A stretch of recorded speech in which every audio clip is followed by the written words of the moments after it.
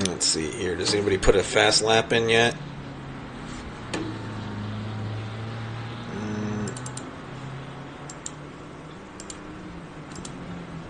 There we go. Fastest lap is Paul Marriage at a 1:31.690. That is actually faster than what we had yesterday. I think in the tier 2, or I guess the class below this was a 1:32.6, I believe, was the fastest lap. So you're already 1 second up on the fastest lap from the qualifying yesterday, as we watched Paul in his Porsche here taking a few more laps. He is actually down on his time, but we're going to jump to Bonus Charles here in his other Porsche here. He is in 5th, but he's 7/10 up on his time. We also had Joel Price is up 3 seconds on his time. Cryo Theos is up on his time. So yeah, we got quite a bit of action going on here. So Daniel Lopez here in his B Racing Audi just grabbed on a hold of the pole position. He's holding on to the pole pretty good.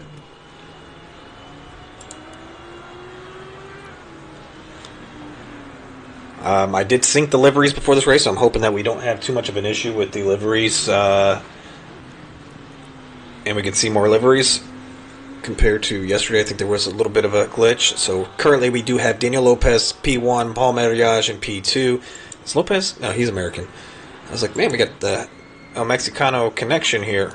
But Team North America is at it in P3, so we looks like we got America, Mexico, and Canada bringing up your 1, 2, 3. Now, as I say that, Jacob Smith just rings in a P3. Now Marriage just pulls back up into P2 or 3, and Joe Kaiser in the new McLaren in P2 with a 131.502. I actually myself has moved down to Division 2. Everybody else is in Division 1. Unfortunately for me, it just it's better for me to be down there. I just wasn't competitive up here. These guys do have some massive pace, so for me it was a better idea to be down low. I was struggling last season, and unfortunately for me, I think I was risk racing too much between Odyssey Racing League and the open lobbies. I just needed a break, and so I am back. I'm here for you guys. I hope we have a good race in hand for you here with Odyssey Racing League.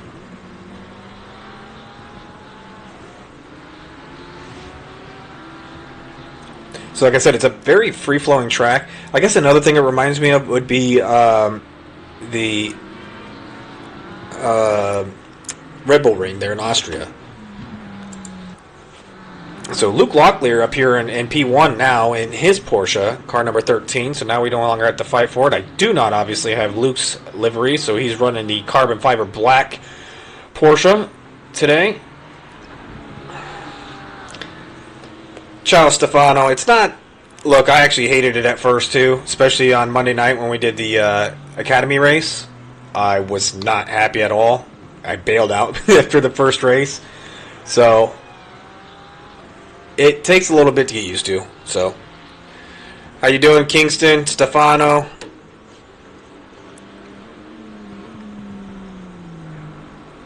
We got Richard Harknett down there in P13. He was bragging about his new load cell pedals.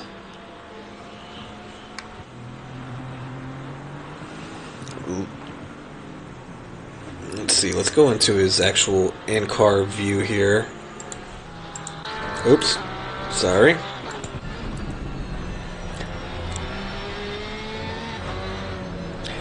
Like I said, it reminds me a lot of Hungary because it's just there's constant turns setting up for the next corner as he's going to turn 6 here. So it doesn't really give you a lot of time to calm down and, like, say you have a bad sector, it doesn't afford you a lot of time to back down and give a chance, like let's say for Monza or Spa on the Kemmel Straight there, where you get a chance to take a deep breath and cool your jets a little bit.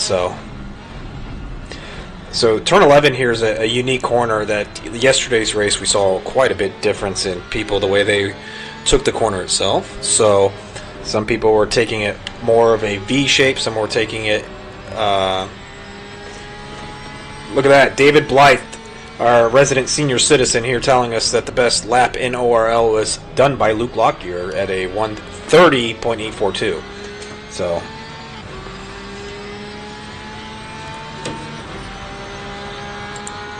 Daniel Lopez, we're going to jump on with Daniel Lopez as he's getting ready to cross the line. Luke Locklear just nailed the fastest lap, but Lopez, oh my goodness. 0.65 of a second difference. 0.065. That is insane.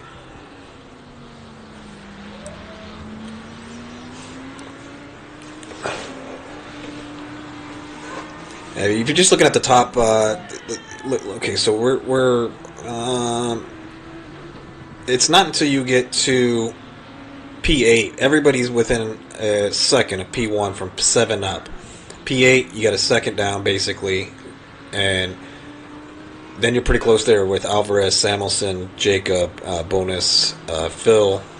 It's interesting to see Phil down there, and Richard Harknett, and P13 with Vargas in the pits, bringing up the rear with a 1:35.7. As I say that, Richard has decided to test out his short game in the bunker and teleported to the pits. Luke gets a little bounce houses there going off the curbs. Now that exit does provide you with a chance to go a little bit wide and carry more speed. However, there are some bumps there that could definitely unsettle your vehicle. So it's something that needs to be worried about, I guess is the best way I want to say it. So don't take too much. So let's see here. I want to see what car do we got here. I'm gonna go inside a car here. Take you through a lap. So this is turn 6.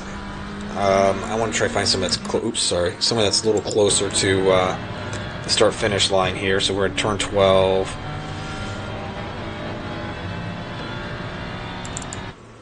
We're in the pits. Turn 7. Turn 2. Gosh darn it. Can someone just... There we go. Turn 1. So turn 1's a 4th gear turn. Downshift to 2nd gear. You can kind of cut this a little tighter, but this corner kind of is more like a hairpin than anything. Well, usually you can go flat out there. The braking markers are kind of non-existent on this track, so you're looking for a lot of these white lines on the side of the track. But basically, 2nd, 3rd gear for most of the corners. You should never be shifting down to 1st. Brake here, tight corner, hug the curb. You can get a little closer there if you'd like.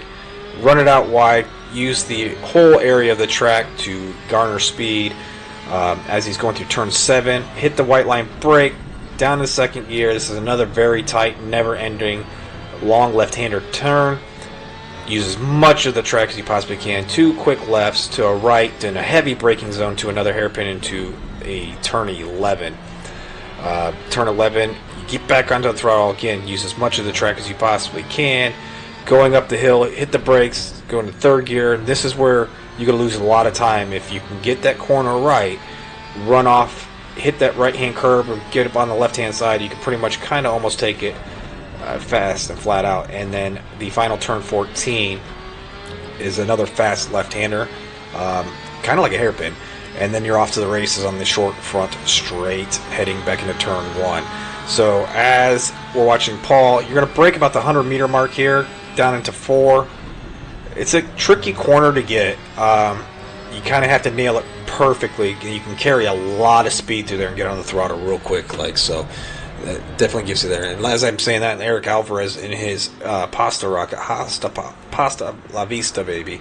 I do not know why I don't have the Odyssey Esports livery. I'm pretty sure I do have it, so I'm guessing.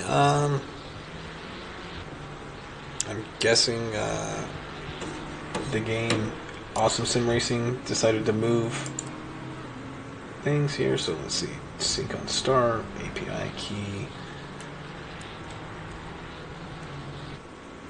connections, go to your collections, info. Yeah, so Let me see. I know Tyler has sent it to me before, so I can go ahead and see if I can download it again and put it in the file. But at the moment, I'm not that worried about it. Unfortunately, we're just going to have some carbon vehicles. Christian, yeah, it looks like, unless we have some people showing up later, Eric Alvarez actually stated something prior to the server opening up that stated that the race was supposed to start at like 6 a.m. his time, so it might be confusing a lot of people, although that we've pretty much ran at this time for, I don't know, ever since I've been with Odyssey. So it's been a few seasons.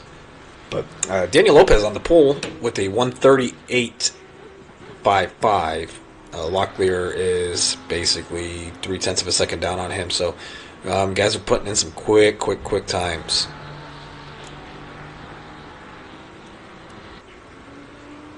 Well, I'm just going to go ahead and state this. The car that's in 12th position basically has the pole setter's qualifying time for yesterday's Division 2 race.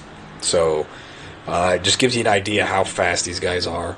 And this is obviously a new track. And some guys, I know Phil, like he said yesterday, he hadn't yet to drive on it. So this is going to be very new for a lot of these guys here. But I'm going to jump here to Luke Locklear. He's actually... I'm going to give him the commentator's curse, but he's purple lap 0.2 up on his time. So we'll see how he is going to finish this qualification with 22 seconds to go. This will definitely be his final lap as he's ending to the final turn. Turn 14 onto the front stretch. He's still purple by 0.2 of a second. Is he going to grab pole? He's going to cross the start-finish line right now, and he does. He grabs pole with a 1:30.807. Daniel Lopez is not too far behind him. He is currently 0.2 up purple, so it looks like he might snag the provisional pole for tonight's race. 1/10 up. Is he going to do it? He does. 1:37.07. Literally 1/10 of a second faster than Luke Locklear. But I don't believe Luke... He might actually have another lap here.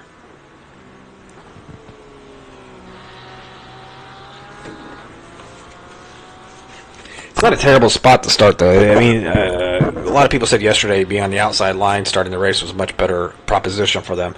I started on the inside. I started P11. I think I was in P4 or 5 by turn 1. Unfortunately, the guy in front of 2 cars in front of me didn't take off. So, there lost my game.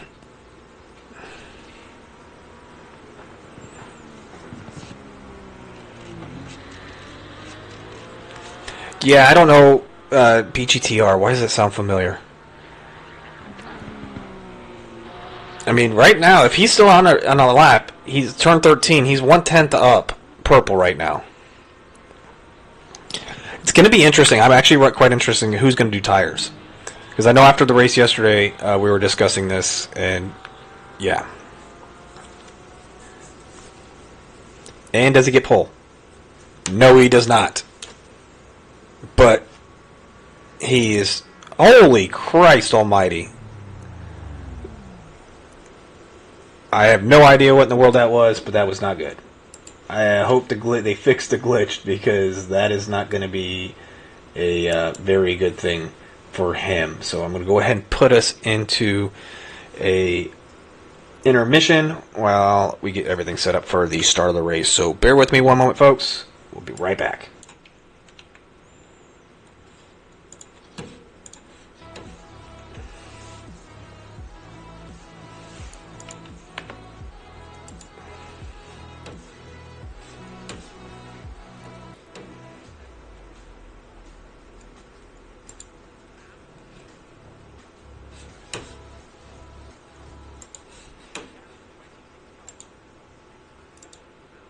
Alright, so while we got a little bit of time here, I'm going to go ahead and transition over here. We're going to discuss the track here real quick. Like, this is Valencia Circuit Ricardo Tormo.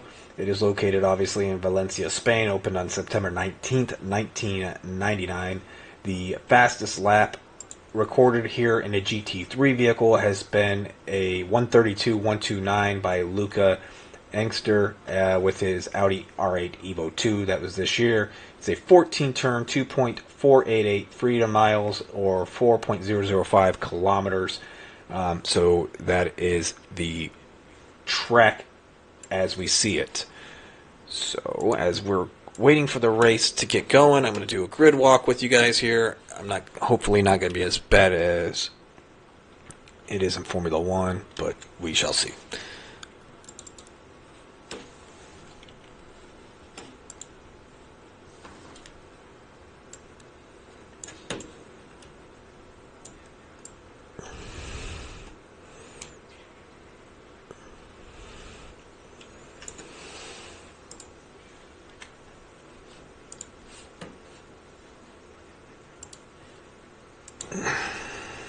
Okay, so let's start with our starting lineup for tonight's race. In P1, we have Daniel Lopez in his Audi. P2 is Luke Locklear, number 13 on the track, number 1 in your hearts in the Porsche. P3, Eric Alvarez, Ferrari 296. Joe Kaiser in his new McLaren Evo. P5 is going to be Paul Marriage in the Porsche. Mr. Moss in the Aston Martin. Joel Price back in his old ways in the BMW. Dean Solomon in his Audi. Cooper Samuelson in his Ferrari 296. Bonus Charles in his Porsche 992. Jacob Smith, Audi. Phil Cryotheos in his Porsche. Richard Harknett in his Chili Moose Porsche 992, and P13, followed by Adrian Vargas. So that is your starting lineup for tonight, guys. Let's go ahead and get excited. What do you guys think is going to happen? Who do you think is going to win? What strategies do you guys think is going to have?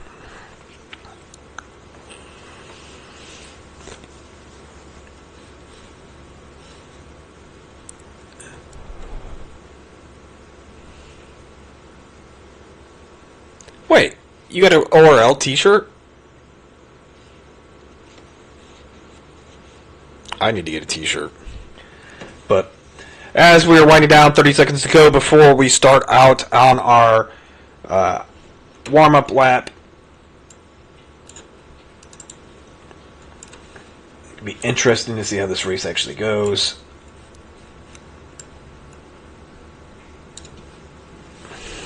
Big crash in T1. Stefano, no. Che cazzo fai?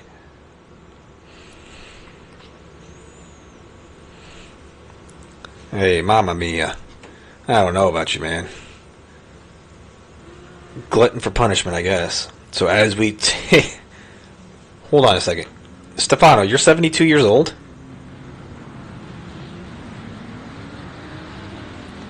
Are you like in a assisted living place with your sim rig and picking up the chicks, or how's it go?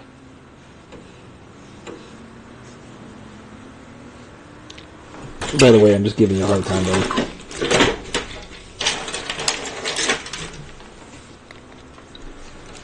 Alright, so let's go ahead. I'm going to move us back to let's see here, P6 maybe?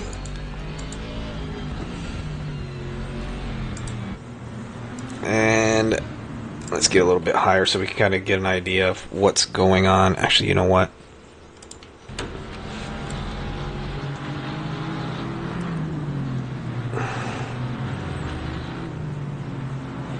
There we go. This ought to be a little easier.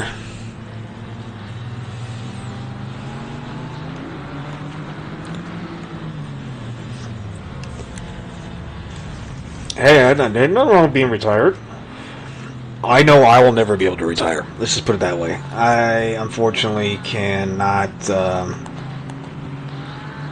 I can't do nothing. I tried it. I wouldn't say it was a retirement, but when I moved to Italy, it was very hard. I mean, just sitting around doing absolutely nothing. So.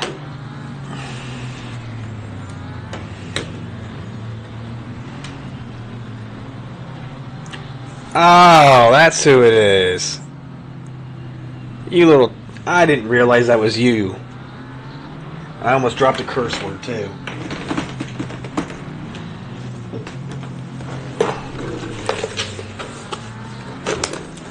Old Stefano Buckley over here.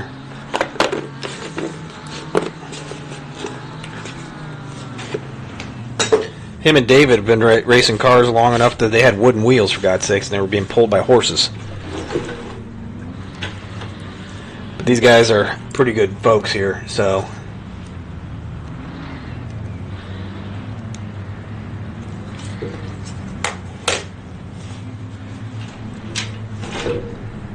Yeah, I'm telling you right now, David, I would move back to Florida in a gosh darn heartbeat. That's where I grew up. Be like Johnny. But as we're winding down, the race is about to start. We're getting ready to go across the start-finish line. I'm going to stick back here so we can kind of get a better view of what's going on the track. And hopefully we don't have a lot of issues. So it's green, green, green. Away we go. They are rushing down. Luke Locklear has pulled out a tiny bit of a lead going into turn one. They bump. As they head into turn one, so far everything is clear. Oh my goodness. We got a battle on our hands up here, and P1, we got a little bit of bumping and grinding back here in the back. But as of now, we got David Lopez just being passed, overtaken by Luke Locklear, but it looks like he's going to be trying to do the switchback on him. Is he going to be able to hold the inside line versus Luke having that dirty, marbled up outside line? He does hold him off, carries on to P1. Eric Alvarez just sitting back there going, hey, guys, I'm here. What's up? Let's see here. Let's see this battle from Eric's view. They just keep bumping and bumping. They both go wide, and Eric's going to see this door open. He's going to dive on the inside. Is he going to be able to make the pass? Does not look like he's going to be able to make the pass, but he does move up to P2 behind Luke Locklear and P1. That does move Daniel Lopez down to P3, followed by Paul Mariage, Joe Kaiser, Moss, Price, Solomon, Charles, Smith, Harknett, Vargas, Cryotheos, and Samuelson. I probably should try to do a replay, but I'm going to hold off on that for the time being. As we're running the final turn into lap 1 of the 60-minute race, we do have a pit window. It's like it's been. It's just a fuel-only, mandatory 1 liter. Other than that, you are change tires if you want. So with the new physics in ACC and the tire physics, some of these tracks, like this one, is tough on your tires. We're definitely going to see. Oh my goodness, who is that? Moss way out there on the red. So we'll see what times you can get. I know yesterday's race, Chris Rice ran all but like last 4 minutes or something. He finally pitted and on the same set of tires. He wasn't getting much pressure up there, so good for him.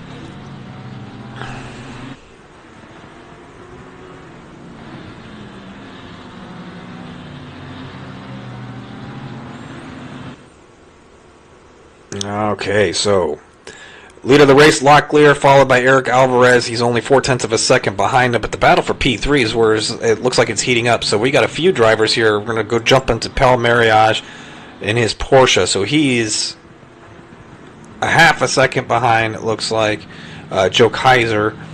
Joe Kaiser's moved up to the P4 position, followed by Mariage and then Joel Price. So this little gaggle of cars here in the middle is feeling a little feisty. The race yesterday, a lot of pack racing, so not a very easy track to pass on. As I'm saying this, Paul Mariage goes a little bit wide, leaves the door open. Joel Price says, thank you very much, I'll have another.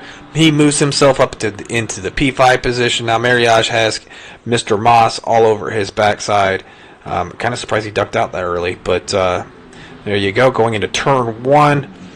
He's all over the backside of him. We're going to have a couple lap invalidated there. Hopefully no one got any track warnings. So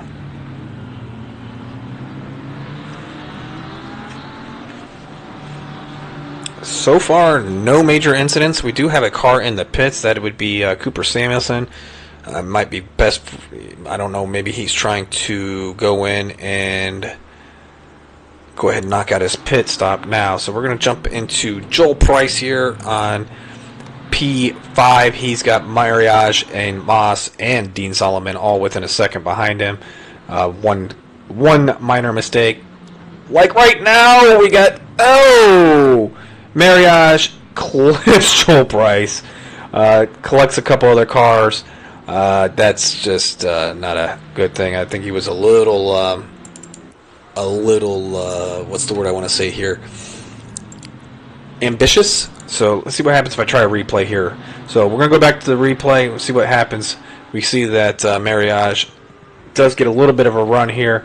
I did make this move a few times yesterday myself, but I don't know if Joel didn't see him there. But Moss got collected in that a little bit, and Marriage is out for the count at the moment. So that actually moved him down to the P10 position. We're going to jump back up here to Daniel Lopez because he has Joe Kaiser all over him for the P3 position.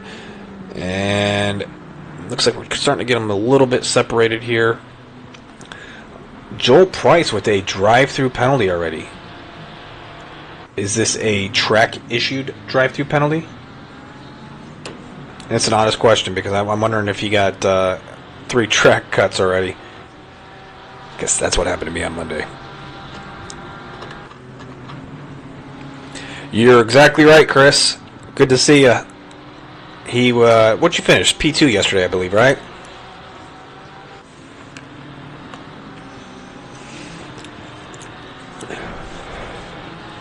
Christian, where are you from, buddy?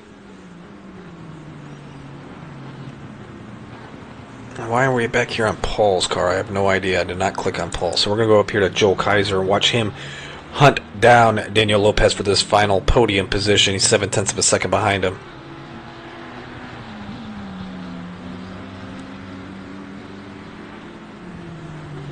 Yeah, driving in Italy is a whole different ballgame.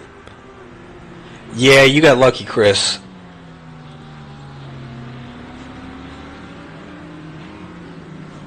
Just giving you a hard time. So we got car number 71, Mr. Jacob Smith, getting a drive-through penalty also. It looks like he unfortunately might have got himself a couple track cuts. It does look like let's see here. I can't think of the name. Where are we at?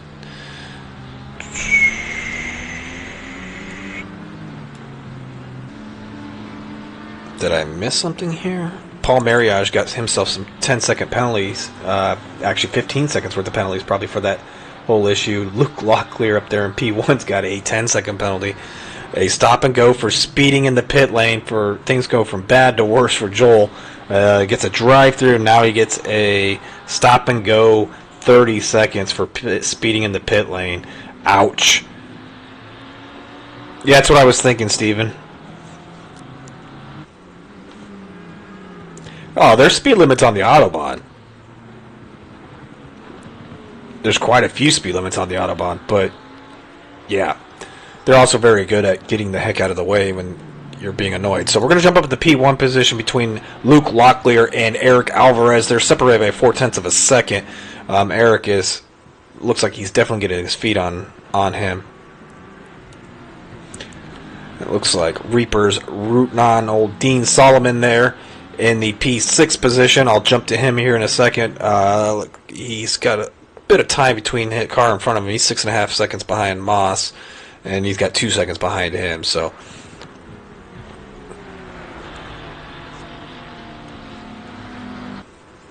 oh, that's yeah, Steven, that's definitely a thing in Italy.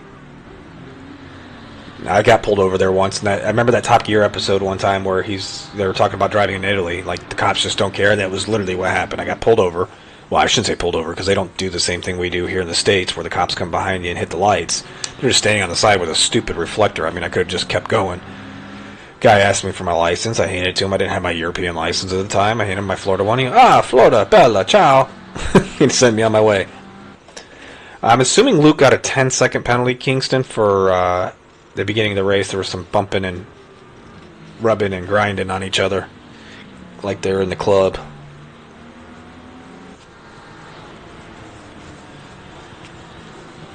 I want to go to Italy, but unfortunately prices for tickets are just extremely high right now, so the wife and the kid are going for a month next month. I just can't afford an extra $1,500 at the moment. I'm not going to hurt myself on bills and be worried about paying bills at that point. So out of our 14 cars, we have 4 vehicles with penalties. Richard Hartnett's with a drive-through, so he got track cut. Luke, I'm assuming, I don't know, maybe someone can jump into the commentator's booth and let me know, but I believe Luke got it for a little bit of the rubbing his racing action on lap 1, so. As we see Joel Price entering back onto the track, he's a lap down now, but he is just barely a lap down, so if he continues and pushes and does a good job.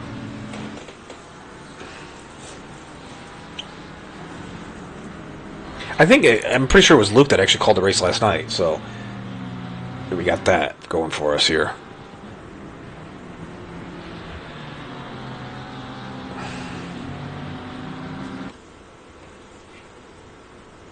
That's what I was thinking too, Reaper.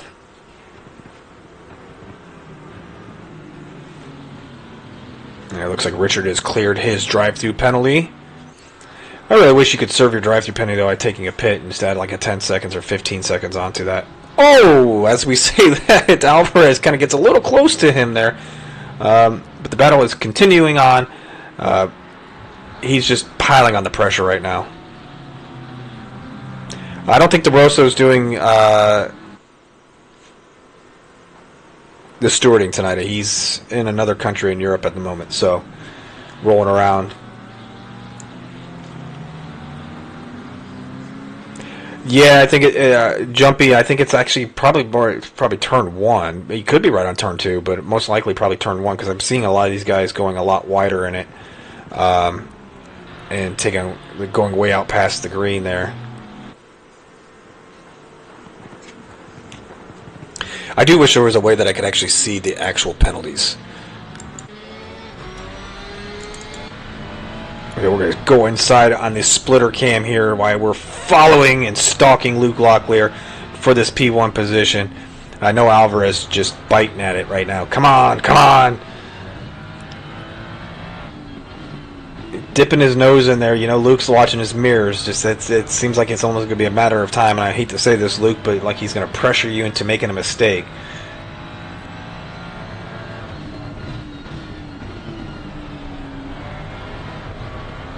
All right.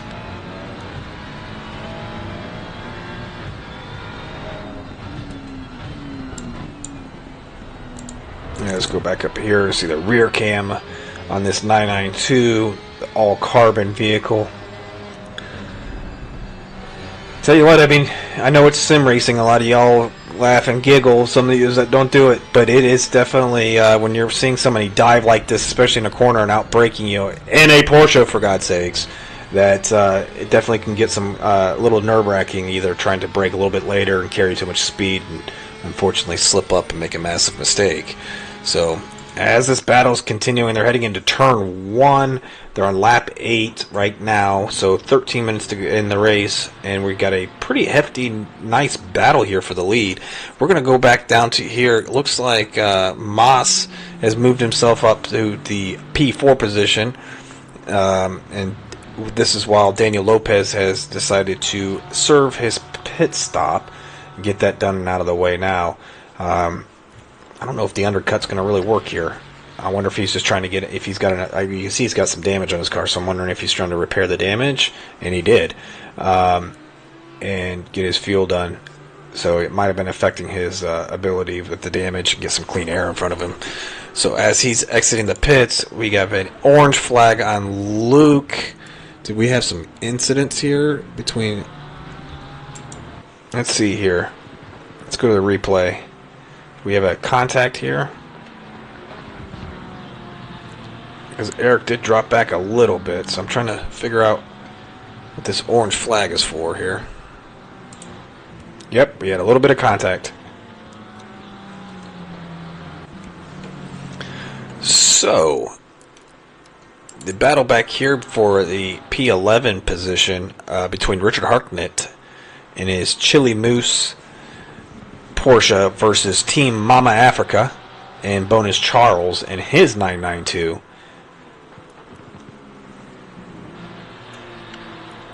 Actually kind of impressed that the gaps have opened up this much in this race compared to what they were yesterday. Yeah, David, I'm almost on the same board as you.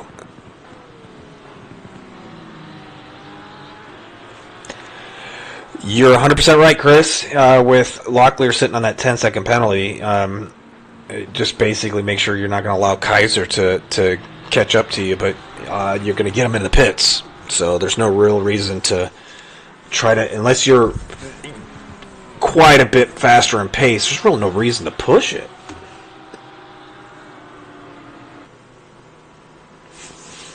We're going to go ahead and jump back up here to Dean Solomon here in the back road GT Racing Audi. Sorry. As a University of Florida alumni, orange and blue are the best color combinations ever. Just saying. So,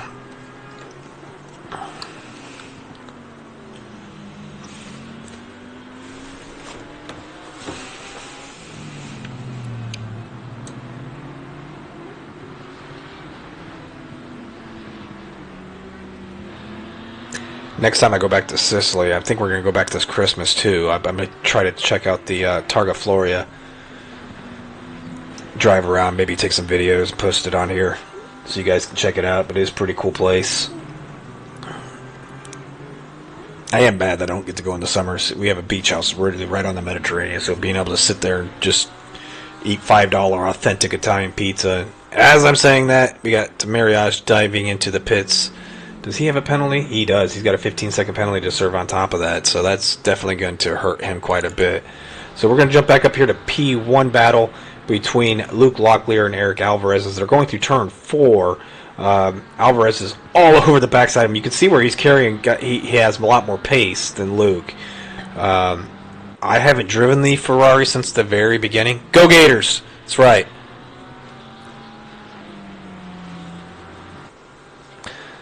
Yeah, I think there was a mistake, Andreas, with the server. And I think some people are confused on when the server actually started. So that's why we only have 14 people show up.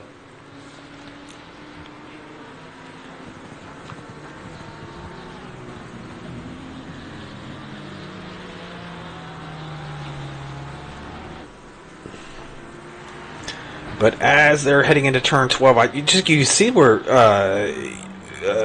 Eric has a lot more pace than him. It's interesting though because he can't seem to find a spot to get past him here. Why can't I don't want cockpit. I was hoping to actually get a better camera view, but so I guess we're just going to have to go cockpit here. Ooh! He was all over the back of him. Actually had to downshift to third.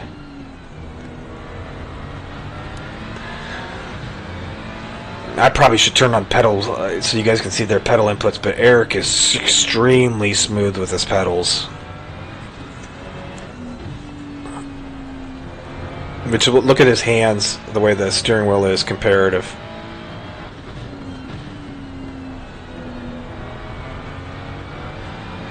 It is a motorcycle track, you're correct. 100%. So is Barber Motorsports Park, but Indy runs there every year now. So Eric's actually one of our esports drivers for Odyssey Racing League. So I think they actually have an event coming up here soon, a Valencia race. So there's 6 or 12 hours coming up. So maybe someone correct me, but I've been kind of away and gathering myself, so I kind of been out of it on some things here. So it does feel good to be back in and doing this, because I do quite enjoy doing it. It's quite fun. Usually doing the amateur series, or D2 is what we call it now. Look at Locklear trying to break that toe. Just keep the pressure on. You guys are building a little bit of gap between the P3 there, so that's a 4-second gap now, so there's no real reason to force yourself into a bad mistake too, Eric. So for the guys who've signed up and did not run this race, it looks like this might be their drop race for the season, so they are pretty much stuck with whatever worst race they have is the worst race they have now.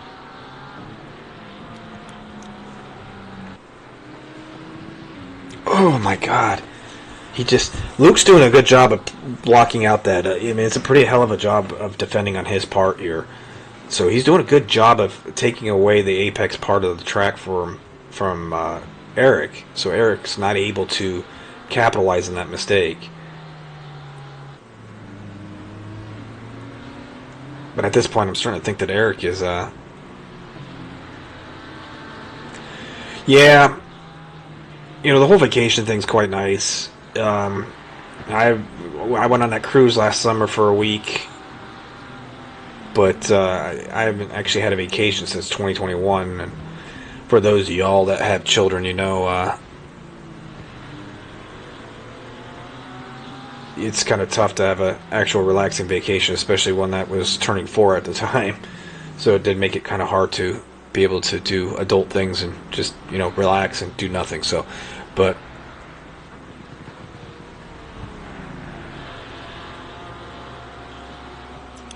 I mean, Eric's got to be pretty close to getting track limit. There he is. Nope. Drive-through for Jesus, poor Joel. That's the second drive-through of the race. And he's got a yellow flag, too.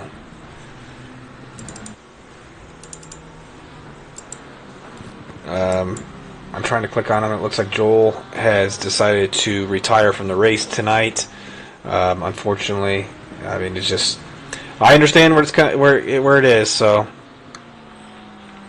It's tough, even with 40 minutes to go in a race, you're going to be down 2-3 laps by the time he would serve this penalties, and it's unfortunate. And I know a lot of people say, "Oh, just finish the race," but being in their shoes, I completely understand, especially not wanting to get in front of everybody else's way, and being blue flagged, so I definitely understand that. But we're going to jump back here to Lopez battling Adrian Vargas here for the P7, P8 position. Their gap is 1 second. Other than that, the gaps are spread out pretty gosh darn far. We got basically 4 second gap between 2 and 3, another 5 seconds 3 and 4, another 9 seconds to 5, and then 12 seconds to 6. So it's gaps are, I mean, you can see it on the mini map there. They're just unfortunately pretty far apart. I wasn't anticipating that, so we do have, out of the 13 vehicles, it looks like 4 vehicles have served their pit stops.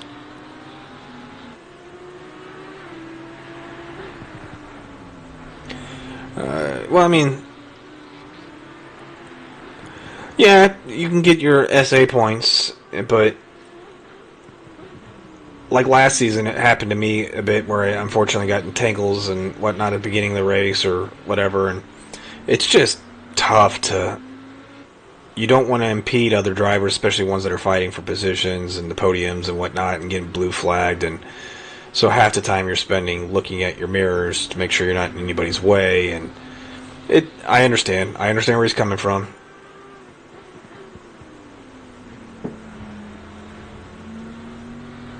But looks like this gap is stretching out too. But the battle for P1 is right there.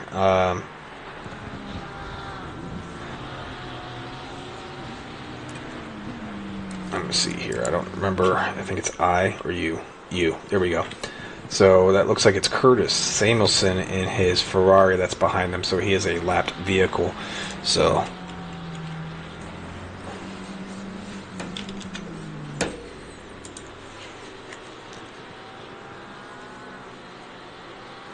I mean, look at Phil. Cryos made his way up to P6. He's had a pretty good battle himself going to the race. He's up 6 spots. He's our, well, I guess he's tied for biggest movers with Adrian Vargas at 6.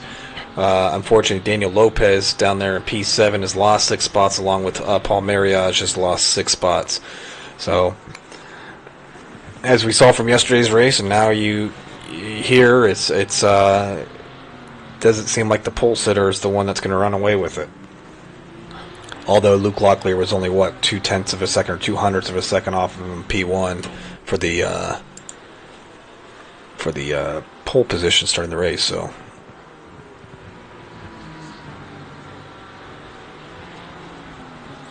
yes, I've tried to go faster, but there's this thing called skill that I don't have. So, there you go. I'm what they call slow. Herr Langsamer.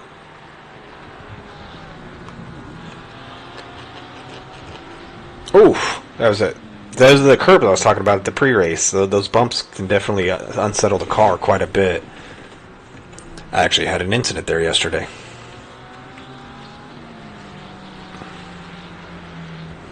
So as we're going around to finish lap 14 onto lap 16, Eric is just all over the backside of him. This is, I hate to say this is the battle of the race right now, and it's for the P1 position. I'd really hate to see one of these two get a drive-through penalty for exceeding track limits too many times. But if they do, it is their fault. 3,600 hours? Christ almighty. I have 1,066 hours. And how many of those are from doing broadcasting?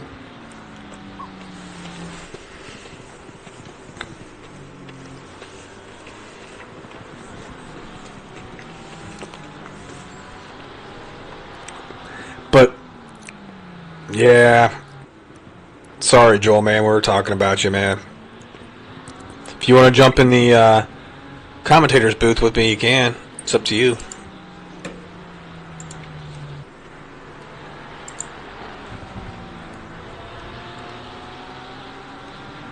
Let's see if I can fix this so I don't have a push to talk, so that away. Yeah, you can blame it on me. But, hey, Joel, I am 100% behind you on this one. I understand completely. So,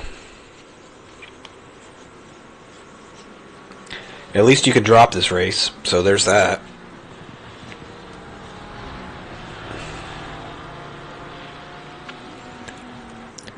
So, as we're watching this go on, we have Richard Hartnett in front of them now. Again, he is going to be a lap vehicle. He has yet to pit. I wonder if this is going to play into this battle for P1. Now, Richard did get some new equipment. He got some new pedals and ordered some other weird stuff to make his Fanatec pedals into actual load cells. And I don't know if he really got any chance to actually practice on them. So it does look like Richard has moved off to the side to allow Luke Locklear to pass, but he's going to stick it wide a little bit to make sure he gives room for Eric Alvarez, which has allowed him to open up a gap of about 0.8 of a second to a second on him. But the pace of Alvarez is just right there.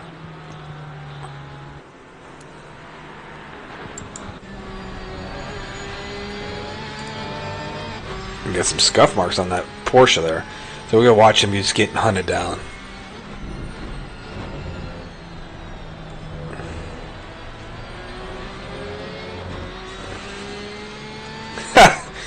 Damn, Chris.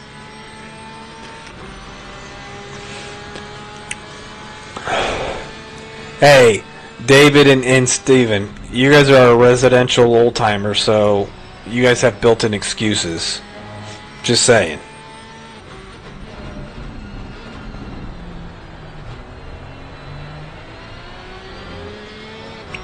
Interesting, you just hear that Luke downshifted or upshifted quickly to third there.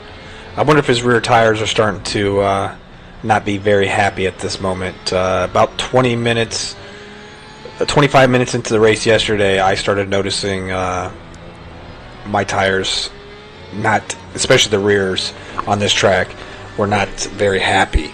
So maybe he's noticing that right now.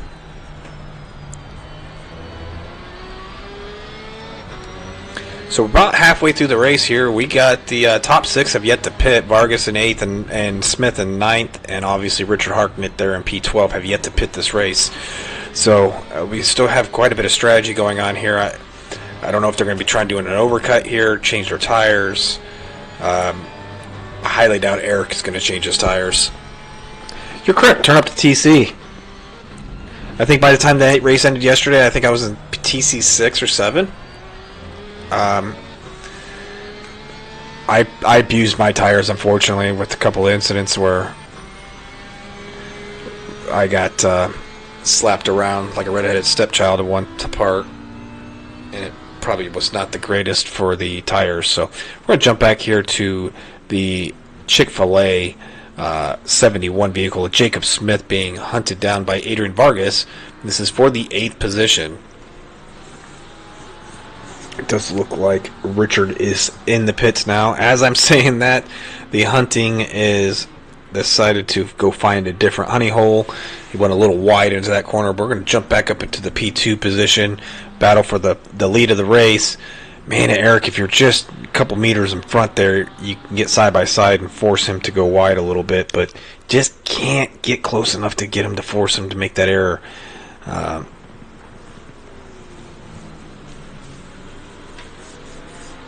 Luke is doing such a good job of defending in this race. He's just basically making it impossible for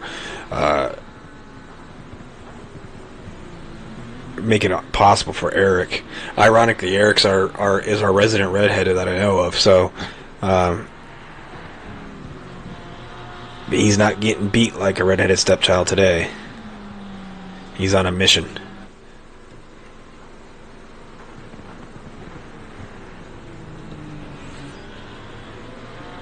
I mean, that gap between P2 and P3 is still 4.5 seconds, so I mean, they're just barely creeping up 1/10 of a second here or so.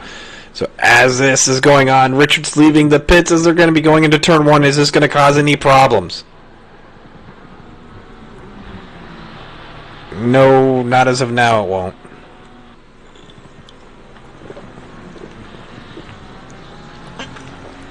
I had 2 yesterday at the end of the race. I'm not quite sure where I got the first one. The VTEC kicked in, bro.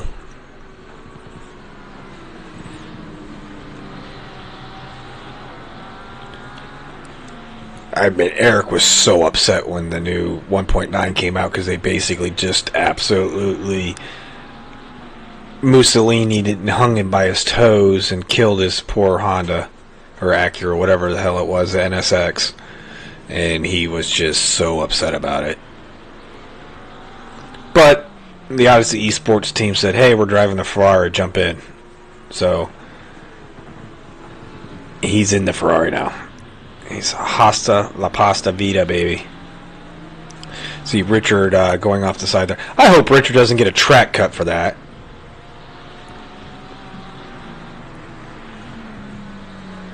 That'd be awfully stupid if he did. We're going to go down here to... Oh, never mind. It was 0.2 of a second. So we're going to go to Bonus Charles here in Marriage, battling for the P9 position. That is actually our closest battle on the track. So hopefully we get to see some action.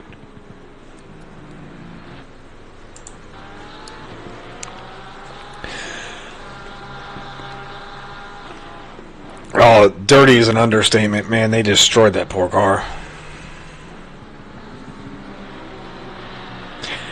And car number 71 just got a stop-go 30, so speeding in the pits. Not good.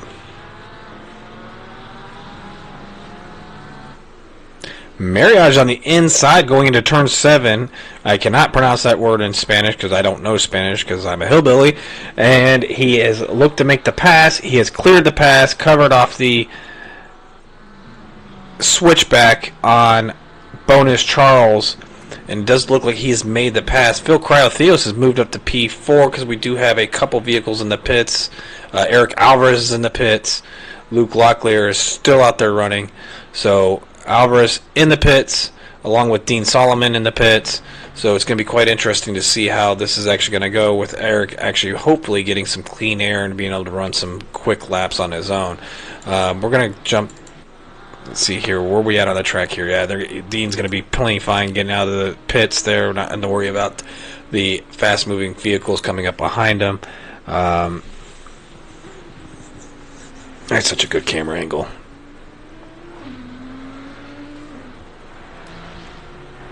Let's go to Adrian Vargas. He's going to have his hands full here in a second with Alvarez. The Latin connection coming up here. Vargas is yet to pit. Meanwhile, Alvarez, as you saw just a few seconds ago, had pitted. So, judging by the pit stop time, there's no possible way that Alvarez swapped his tires out. So I highly doubt he did that.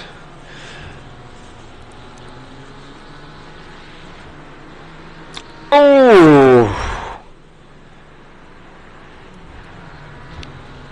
Yeah, Vargas is struggling right now, and he about, unfortunately, got collected there with Eric here, and I bet you that was definitely a code brown there for Eric right now, who was also the fastest lap of the race, by the way. As I say that, Richard Hartnett does get his drive-through penalty number 2 of the race for track limits. And I bet you the swear words coming out of his ginormous mouth is pretty intense.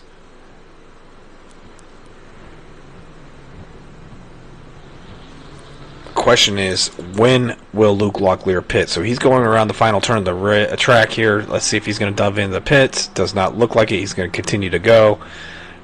He does have a 10-second penalty. So as I say that, we do have someone diving into the pits. That is Joe Kaiser in his McLaren coming into the pits. Go Sim Racer Joe, car number 24. And we have Richard Hartnett coming into the pits also to serve his drive-through penalty. Let's just hope Richard did not get a speeding penalty in there. So our leaderboard for the race so far right now is Locklear P1, Kaiser 2, Moss P3, and Phil Cryotheos in P4, followed by Lopez, Alvarez, Vargas, Solomon, Mariage, and Bonachal riding out your top 10. So the battle here for the P4 position between Cryotheos and Lopez is for position. However, it really isn't, because Cryo has yet to pit. Oh, what was that, Phil? What in the world was that? Let's go into his interior. Let's go back 30 seconds, see what happened here. Oh, I don't want that. I want the interior cockpit. So let's see what actually happens to Phil. Did he... So he's going in turn 1. Oh, lots of oversteer. That's not good. So that actually bumped him down to the P5 position behind Daniel Lopez. He's got a pit still. As I say that, Luke Locklear has jumped into the pits. Let's see what happens here.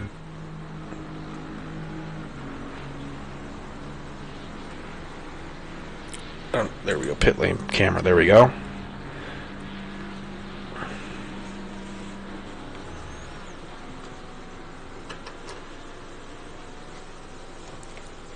He's got a 10-second penalty here, so Moss has taken over the lead, and he's got yet to pit. So we're 22 minutes left in the race. This cannot be right. ACC TV is telling me that Moss is P1. There we go. It finally switched up there on the leaderboard, but we do have Moss in P1. Joe Kaiser just jumped up to P2. Luke Locklear has exited pits in P3. Boy, that even with that 10-second penalty, Alvarez, what happened to him? And how in the hell did Luke...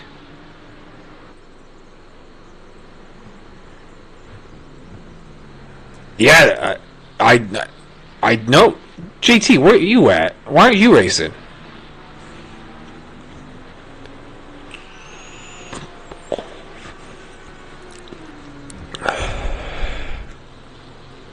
You're making me crazy.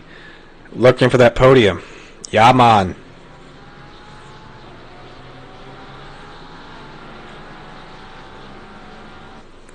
According to this, it says Alvarez's total pit time was 32.2 seconds. Locklear's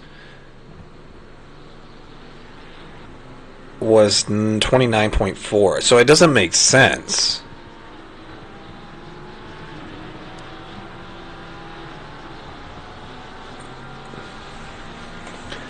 Yeah, David, he actually signed up for Bow Series because he thought he was going to be faster with his pedals. Now, granted, this is probably his first race with the pedals,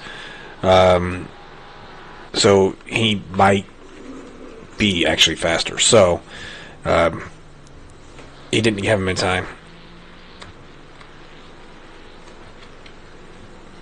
Okay, makes sense. Well, my question is, I'm wondering how much fuel that he was carrying too. So he might have actually had to add a lot more fuel. I don't know. Now Locklear had fuel, but he also had a 10-second penalty. That's what's kind of confusing to me. That this is actually working out well for Luke Locklear.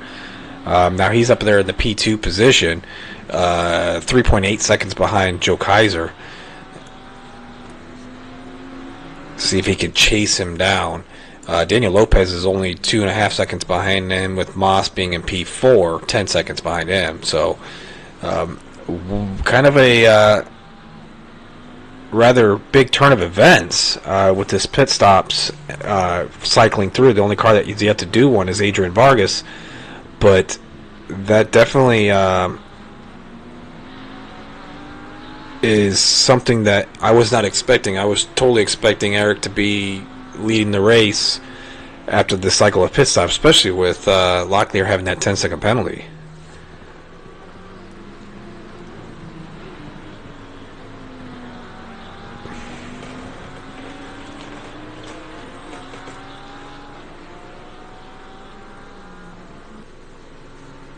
All right, so Joe's keeping that. He's 3.8 seconds. Lopez is 2.5 behind him. Let's see, their last lap was Joe was actually 0.2 of a second, 2.4 or 0.24 of a second faster that last lap over Luke Locklear. So the gap is not shrinking. But with that also being said, the fastest lap of the race was the last lap, also done by Eric Alvarez at a 31.5. So 0.8 of a second faster for Alvarez over the leader of this race. So we have 18.5 minutes to go. There's a very good possibility that he could track them down, as barring him keeping his nose clean. And I'm going to knock on my desk because I'm quite nervous. Well, ACC TV has pit time, so it has 30. I'm just going to use Joe Kaiser for an example. It says 30.2 seconds, and then in parentheses it says 5.6. But if you look at Luke Locklear's, it says 29.4, and in parentheses 15.7. But you go down to Eric, it says 28.9, and in parentheses 32.2. I think Eric took tires. Because I think the in parentheses, I think that means the total time you're sitting. So I think he took tires. Moss has got a yellow flag. Moss must have spun out. So as I'm looking at all this data, Moss is off the track here. So let's go ahead and see what actually happened to him. Let's do a replay real quick. Let's see, where is he at on this track here? Looks like turn... I don't have no idea, so I'm just going to go ahead and just keep quiet. But turn 7 or 8, I think. Let's see... Yep, just went a little bit wide there, hit that bump. That's the bump I was saying. It can unsettle the car. So as they say that, Eric Alvarez says, "See you later, homie," and he's on his way to battling for the podium positions. He's 13 seconds behind Daniel Lopez. That last lap, he ran literally 1 second faster. So we're running minute and a half laps. So you're looking at, what, another 10 laps maybe? And it's going to be tough for him to get to that podium position.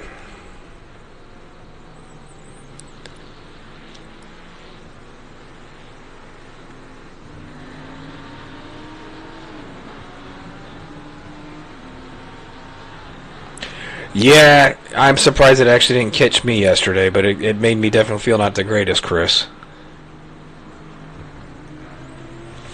But let's see, the leader of this race is Joel Kaiser.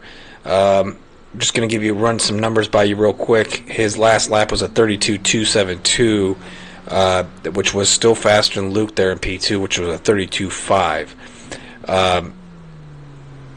Eric Alvarez is running base. He just ran a 131.8.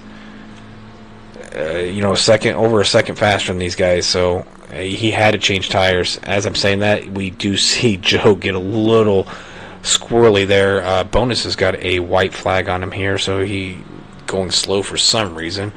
But definitely going to be interesting watching these timetables here, and watching Eric just run his way up through here. I'm going to click on this because I want to see actually who's in front of him on the track. So it looks like it's Richard there up in front of him. He's a lapped vehicle. Yeah.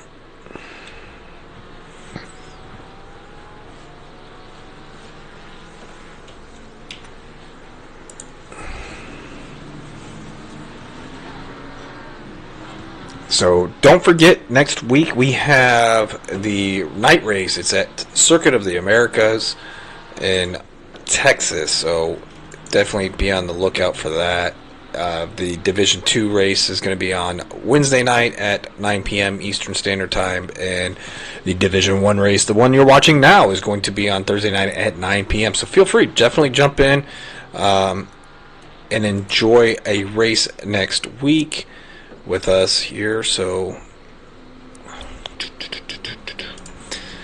while we got a little bit of a lull in time here, I'm going to go ahead and run over some of our sponsors that we have. Some of our great sponsors like Rogue Energy. It's a energy drink that is designed to be the ultimate gaming energy drink. 0 sugar, 0 fillers, 5 calories, packed with essential vitamins and loaded with brain-enhancing nootropics at optimal levels. Make sure that you switch to a better tasting, better mixing, and more effective gaming drink. Use code Odyssey Racing for a 10% off at checkout.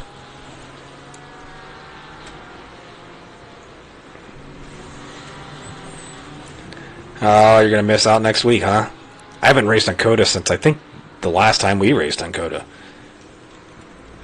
So I'll definitely need to get some seat time in there. So I know a lot of the guys, especially our esports teams, we use the Go setups. Go setups are, if you're looking to be fast but want a real stable setup that is trusted by our esports team, definitely give them a shot. Head over to Go setups and get the best setups on the market. You can use our code to help it out. We also, I'm using ACC TV along with their ACC Drive programs. Mr. Pig, they're on Discord, has a wonderful program, but the ACC TV is what we're using for the broadcasting.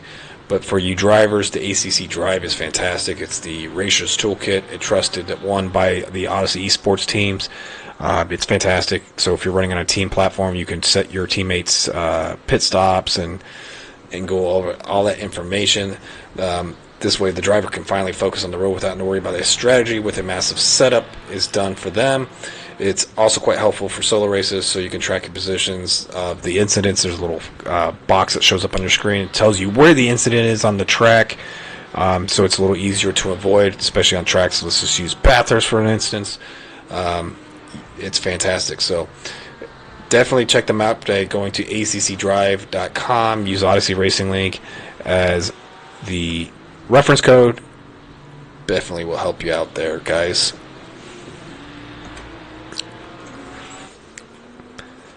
Chris, how bad were your tires yesterday at the end of the race?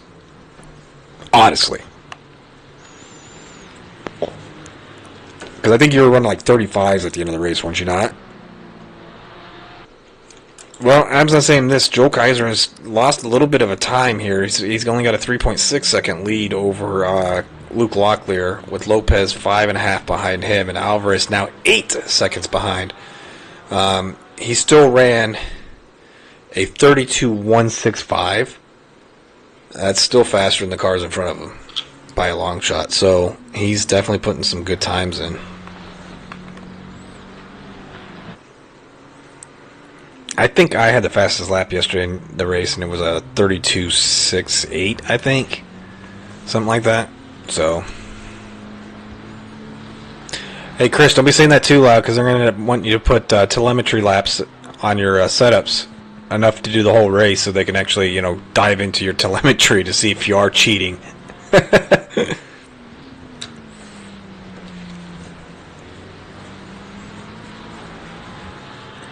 So with a little over 10.5 minutes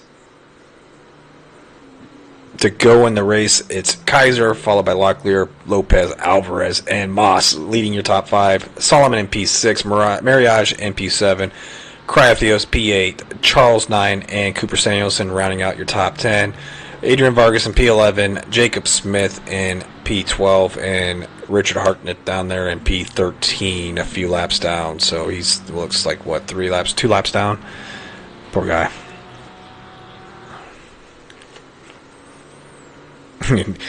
I know it's pathetic, especially when you see some of these guys that are cheating. It's like, really.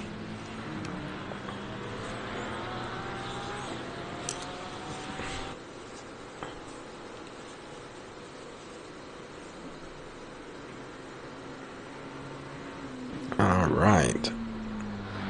That gap in P1 to P2 stayed steady at that 3.6 seconds ish, 3.275 showing on the screen, but it's staying pretty steady there. Just lap time wise, Joe ran a 32.240, followed by Luke's 32.280. Lopez was at a 32.760, and Eric Alvarez at a 31.770. So he's a half second up on even the leader on pace. So he's getting there. He's only 7 seconds behind him there. And, I'm thinking he's going to run out of time. It kind of stinks for him because he was doing so well, putting all that pressure there on Luke Locklear. Yes, Andreas, there is a way to cheat, unfortunately. Some people have literally no life at all. But, yeah.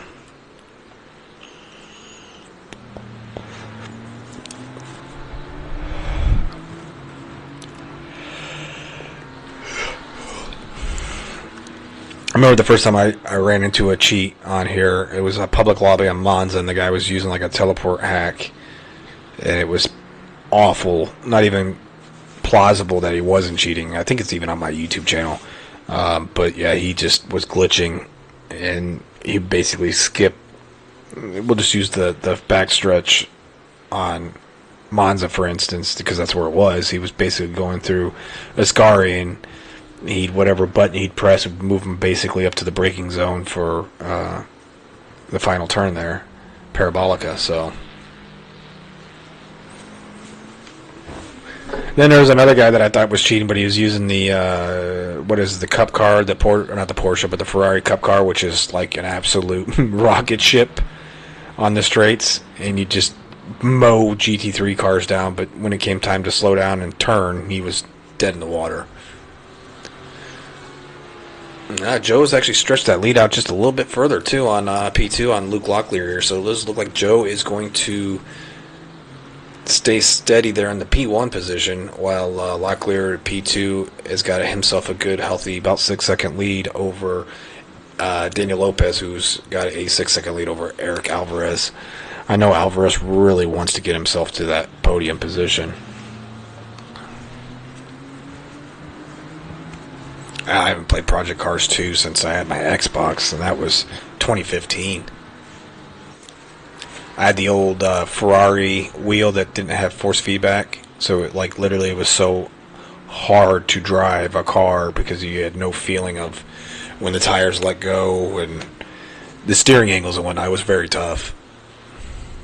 Hey guys, how do you think the microphone sounds? Sound better now versus what it used to sound like?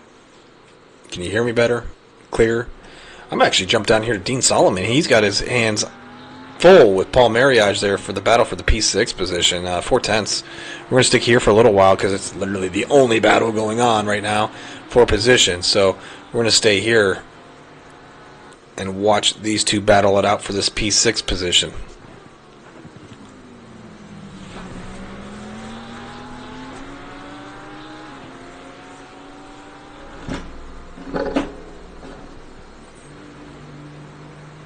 Boy, that was a pretty wide line you took there.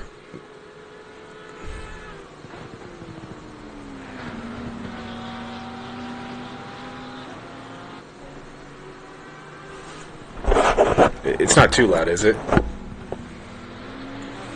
Chris, I'm going to punt you next week in practice.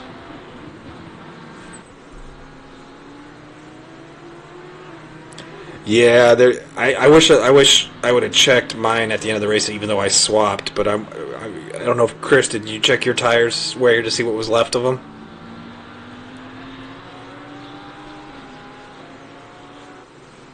So we're 5.5 minutes to go in the race. This battle for the P6 position is pretty much the only one that's going on the track. Everybody else has got 4 or 5 seconds, if not more, battling it out here on the track.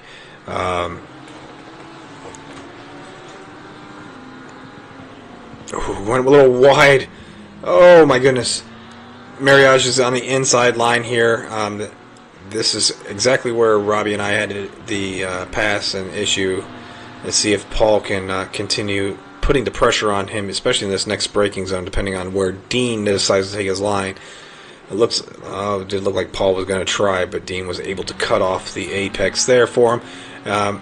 Does look like Paul got a better run out of turn 14 onto the front stretch, trying to get that toe down the front stretch here, as Dean is furiously trying to break that toe on Mariage as they go into turn 1. Dean goes wide. Mariage goes to the inside as they're going into turn 2. Is he going to be able to make the pass? He dives to the inside, gets the position. They bump fenders here. Looks like Paul has made the pass. We'll see what the stewards have to say about that pass, whether they deem that as a clean pass or not. But the pass has been made for the P6 position. Now we'll see what the stewards have to say about that incident there. We are going to... It looks like Paul is just much faster than him at the point. But this track's such a hard track to make passes on. I can understand why he was get it done out of the way while you're at it. So Eric said, he's got 3.5 minutes to go. So basically, let's see where Joe's at on this track here. He's in turn 3, so probably 2 more laps after this to make up a 4-second gap to the car in front of him. Now he did run a second faster that lap, so if he can hammer out some good laps here, he might be able to get that final podium position from Daniel Lopez. But Kaiser has kept his gap there in the P1. Oh my god, I just realized this. Lopez has got a drive-through penalty. So Alvarez is going to get the P3. So Lopez must have had his unfortunate demise of having track limits getting a penalty. Dang.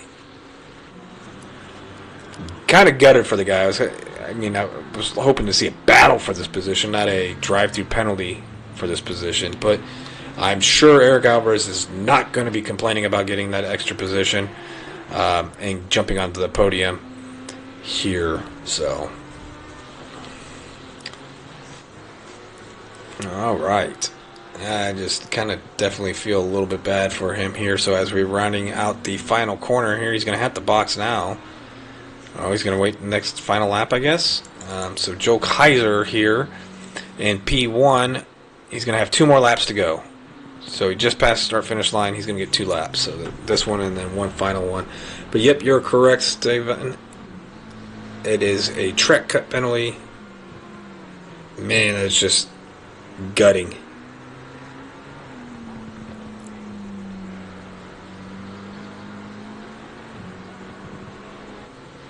Yes, they do, because this track also seems really weird with their track cuts, too.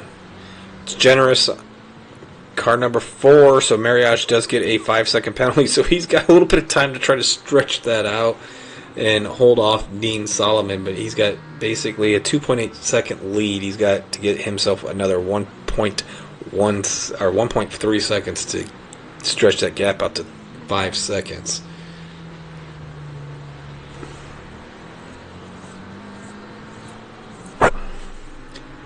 Oh, Formula One's got the black and white flag for too many cuts. So, you do get a time penalty. And Richard, that'd be his 9th track cut of the race. Poor guy. But I'll give Richard credit where credit's due for him. He gutted it out, but I guess, with the new pedals, it's probably best for him to continue to get as much seat time as he can so he gets used to it. It does look like Daniel's probably going to jump into the pits now to serve his penalty. So we're just going to follow him around for the final lap of the race. The whopping 30 seconds left, 38 laps to finish and win the opening round at Valencia of Division 1 Odyssey Racing League. Joe Kaiser, barring him having a massive, massive issue.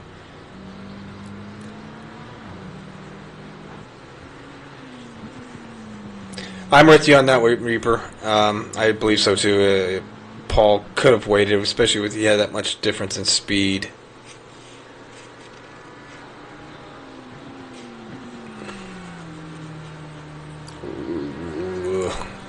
I'm going to stick with him as we cross the start-finish line.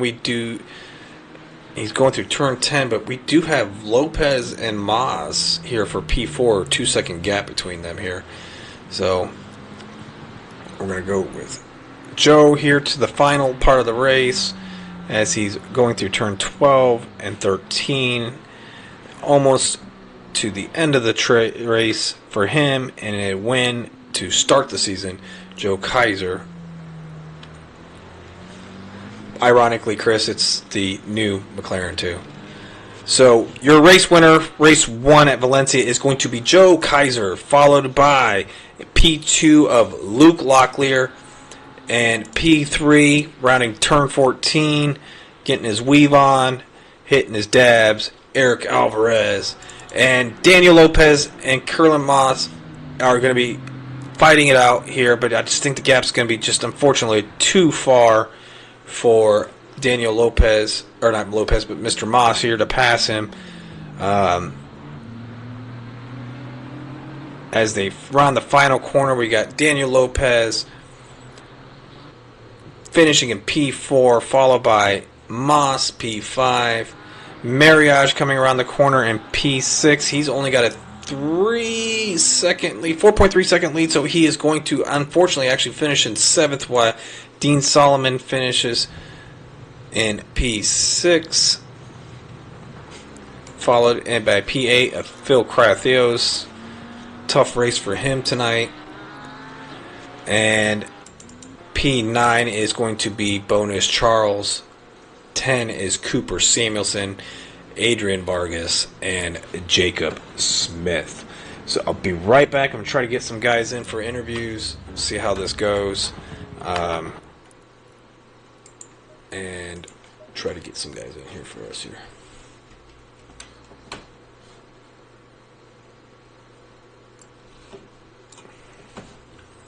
I don't know if they're in the even voice chat here, so Joe Kaiser is getting yanked over to me.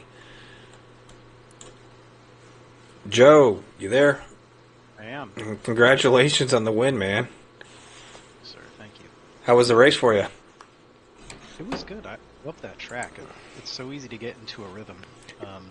And it's like the Phil Dunn thing, like smooth is slow, or slow is smooth and smooth is fast.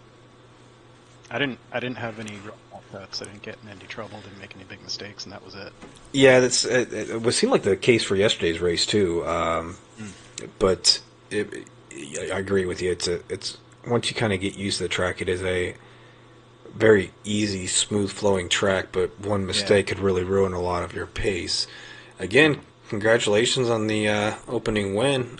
See anything to say about your race or? Yeah, well, I mean, I wasn't the fastest, but like I said, I was very, very consistent. That's what did it. And this track is really good for the McLaren too. Very swoopy and smooth. Faster corners, yeah. Yeah. Fantastic. Well, again, thanks for stopping by and saying hi. Congratulations again. I'll go ahead and slide you back over there one moment. All right, thank you. I'm going to try to see if we can get Eric Alvarez in here with us, see how his race actually went. So let's pull him over here. Eric, you there? I am here. How's it going? Good. Did you take tires? I did. Okay. Yeah, I did. It's a shame I couldn't buy Luke earlier on in my first stint, because if I could have and broken clear, there's a chance I would have maybe been fighting for for the victory, but at the still I'll take it as an experiment on a new strategy for the first time. So Yeah, I think about half the drivers yesterday took tires, and there was yeah, you were at the end of the race. You were basically running a second lap faster than everybody in front of you. So it might have been better to pit a little bit earlier than you did, but I couldn't though. yeah, I was locked into my strategy because I was light on fuel. Tires. I didn't just fill it up and take tires. I went light to try and make sure I had the pace in the beginning, but just got held up by Luke too much. Yeah, to make the pass. He did a pretty good job of defending. But yeah, when you came out of the pits, I'm like, man, how in the world is Luke that still far ahead of him? Yeah, again, you got the podium though. Yeah, I'm happy about that. Sometimes penalties, bless you. But again, man, congratulations on the podium. Yeah, absolutely. Thank you very much. All right, I'll slide you back over.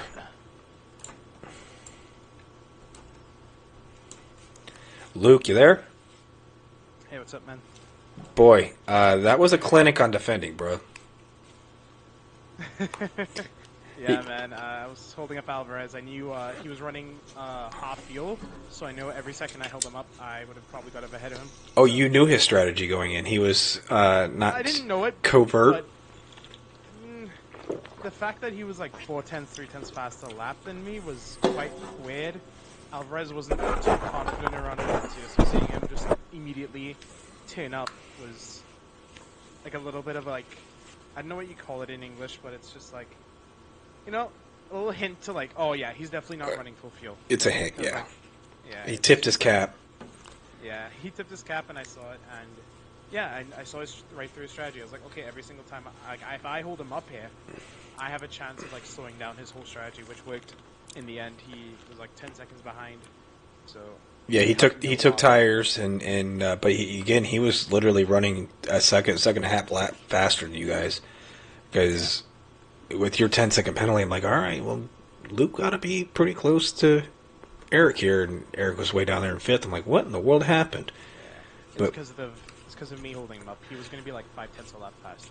Yeah, if he would have got clear of you, it would have been he was off into the distance. Yeah, but your defending was fantastic. I mean, you didn't do any hard braking into the movement under braking. You took away the Ferrari doesn't have the guts coming off the line. You knew that, so you basically took that away. But you didn't crack, and you guys were on the screen a lot, and watching him dive on you corner after corner. I'm like, is he going to be able to hold on to this? Watching the mirrors and hoping that he doesn't get tapped or whatever. So. Again, man, congratulations on P2, though. Even with that 10-second penalty, you're only, 5.5 seconds behind, so it wasn't terrible. So Yeah, it wasn't terrible. Hoped for more. Lopez did some funny stuff in the beginning of the race that definitely let a match under my butt. That made me hard defend Alvarez. Like, I was like, nah. Like, I'm pissed. Like, this is my race. No one's gonna, like, get by me now. And every time you guys hit that, what is it, turn 10, I think, or 11, that sweeping right-hander after the hairpin, those curves on the left in the Porsche, every time I hit the darn things yesterday, I was thinking I was going to spin out. So watching you two hit them, it's like, oh God, oh God, oh God. Almost every lap I was kind of clenching there. Like, one of you guys is going to hit that and you're going to collect both of them because you guys were so close. But hey, again, congratulations on the P2. Good job defending. I'll see you next week. Yep, thank you so much. You're welcome. Take care. And so that is actually going to do it for us tonight, guys. Again, I thank everybody that decided to stick around and watch the race. I hope you enjoyed it. Again, I want to give a shout out to our sponsors, Rogue Energy, Esports Furniture, Go Setups, ACC Drive, and TV. And you can always check out our ORL merchandise store at www.orlmerch, that's merch.com. You can also be... I think you pronounce it Patreon. Join our Patreon sponsor, get shout outs during the stream like Neil, Bear Votes, and Joe Price, and Joe Kaiser. So, thanks again for everybody that stopped by and watched the race. I hope you enjoyed it. I will see you guys next week, 9 p.m. Eastern Standard Time, CODA, night race. So, have a great one. Take care.